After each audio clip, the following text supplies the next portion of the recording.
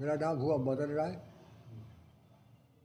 पूर्व communist party मार्क्सवादी के जिला सचिव है। क्या उद्देश्य सर कि आप लोग प्रेस कॉन्फ्रेंस आज कर रहे हैं? हम उद्देश्य प्रेस कॉन्फ्रेंस इसलिए कर रहे हैं कि हमारा पार्टी का गठबंधन, महागठबंधन बना हुआ है, उसमें हम शामिल हैं और इसके लिए हम कहना चाहते हैं कि हम ईमानदारी से संगठन का जो काम है हम कर रहे हैं और हमारा संगठन का एक एक कार्यकर्ता इस चुनाव में लगा हुआ है और हम लोग सीतामढ़ी के सभी विधानसभाओं में अपने तमाम कार्यकर्ताओं को लगन से काम करने का निर्णय लिया है और उसी के तहत हम पूरे क्षेत्र में घूम करके महागठबंधन के जो भी प्रत्याशी है उनको जिताने के लिए भरपूर प्रयास कर रहे हैं। क्या सर, क्या आपने योजना बनाया है जो आपको लग रहा है कि मुद्दा तो हमारा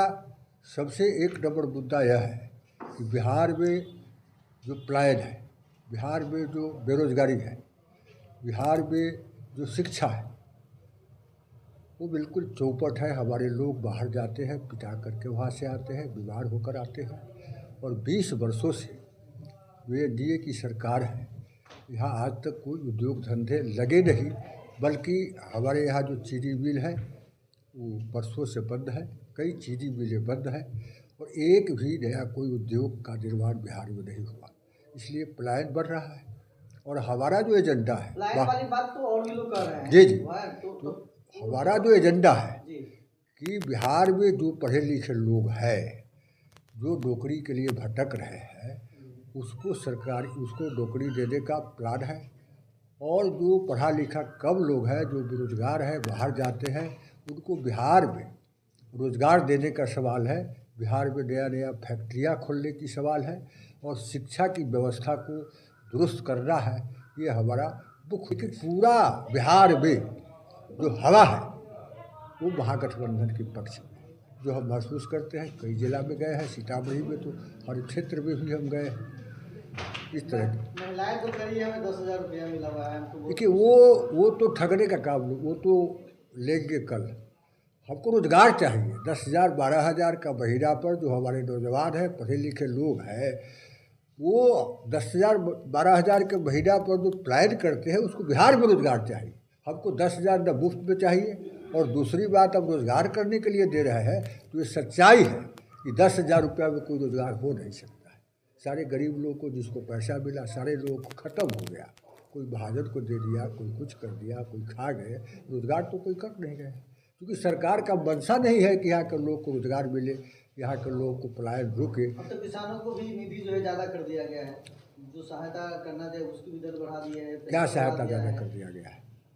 अभी तो धान का रेट है 1,500-1,600 रुपया में हमारे किसान मजबूर होकर के धान बेच रहे हैं, जबकि धान का रेट 2,375 रुपया किया गया है।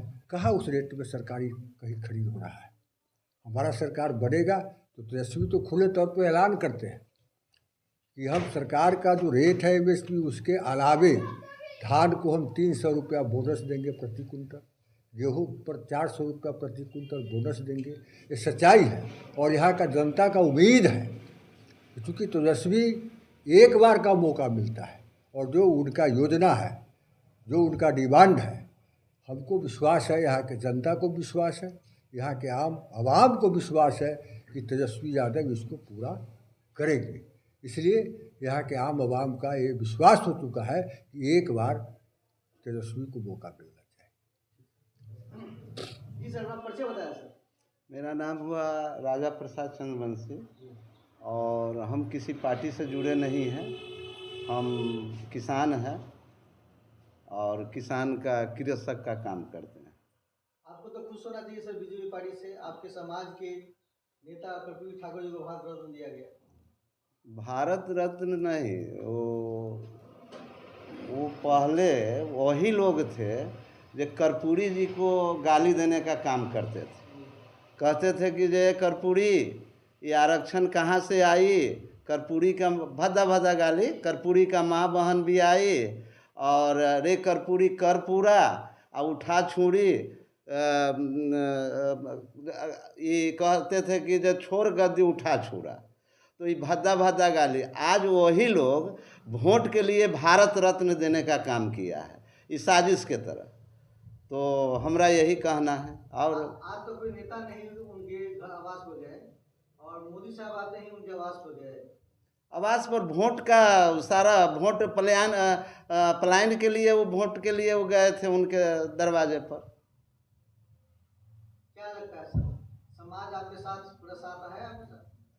समाज देखिए जो सामंतवादी वर्ग है, जैसे कि जे हम लोग क्या कर रहे थे कि जे अंग्रेज़ के साथ हम लोग लड़ाई लड़ने का काम किए, कुछ लोग अंग्रेज़ों का माने स्पाई बन के रहा, और कितना लोग फांसी पर चढ़ गए अंग्रेज़ को भगाने के लिए।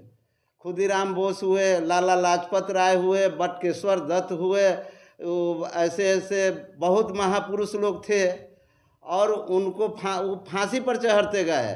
और कुछ लोग जो अंग्रेज़ का चम्मच बनकर स्पाई बनकर रहे, तो उसको क्या किया कि जे आज सामंतवादी वर्ग का ज़मीन कहाँ से आया। अंग्रेज़ जाने लगा तो क्या किए कि जे नील जहाँ उपजाते थे, जैसे भैरव कोठी हुआ, जैसे डीठी कोठी हुआ, जैसे बेलसन कोठी हुआ, उस सारा ज़मीन क्या किया, ये 100 एकड़ ज़मीन सामंतवादी वर्ग को बांटते गए।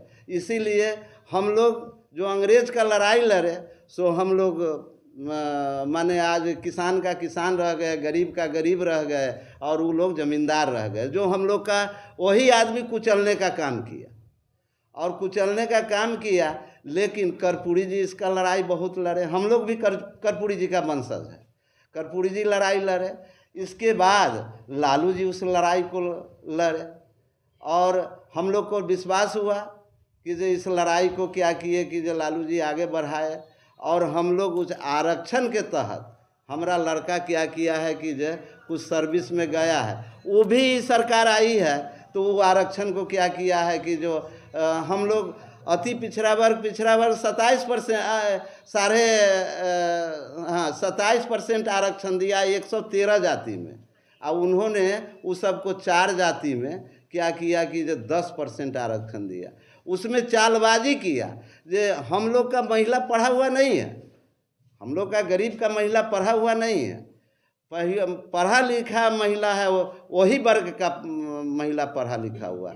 हम लोग का आरक्षण छीनकर महिला को दिया, और 4% वो देखिए कितना कटौती हुआ। बीजेपी सरकार सबको 5 किलो अनाज दे रहा है और आज गरीब लोग अरे 5 किलो अनाज दे रहा है, वो कबूतर का दाना, वो मुर्गी का दाना, उस दाना से क्या उसका लड़का अमेरिका में पढ़ेगा, और उसका लड़का क्या करेगा कि जो विदेश में लंदन में पढ़ेगा, हमारा लड़का बकरी चरावेगा, खसी चरावेगा। तो हम लोग के लिए वो 5 किलो दाना, वो मुर्गी का दाना या इसके बाद अथी का दाना से कुछ नहीं होता है, वो कबूतर का दाना से।